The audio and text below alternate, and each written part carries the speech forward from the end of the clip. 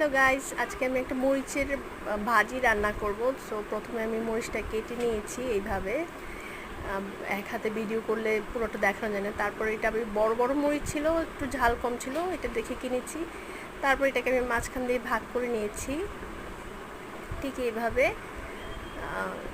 কারণ একটু মোটা মোটা ছিল তো এই জন্য একটু কেটে নিচ্ছি। তারপর কিছুক্ষণ আমি জলে ভিজিয়ে রেখেছি যেন ঝালটা কমে যায়।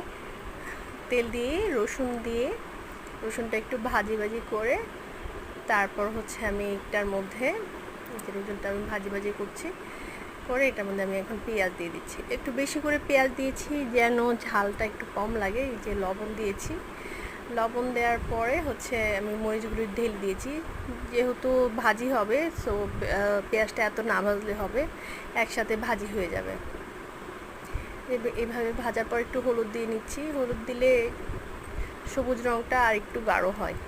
যে হলুদটা দেওয়া হয়ে গেছে। এখন আমি মাছ একটু ভেজে মাঝখানে হচ্ছে একটা ডিম ফেটে দিয়ে দিয়েছি, যে ভালো করে মিশিয়ে নিচ্ছি। প্রথমে মাঝখানেই করতে হবে, একটু ঘাটিয়ে নিচ্ছি, কারণ হচ্ছে না হলে পুরোটাতে একরকম অমলেটের মতো হয়ে যাবে। এই জন্য প্রথমে মাঝখানে ঘাটিয়ে তারপর হচ্ছে এইভাবে মিশিয়ে ফেলতে হবে। আমি যেভাবে দেখাচ্ছি এই যে, তারপর হচ্ছে আমি ধনেপাতা দিয়েছি। এই তো বাস হয়ে গেল মরিচ ভাজি। ধন্যবাদ।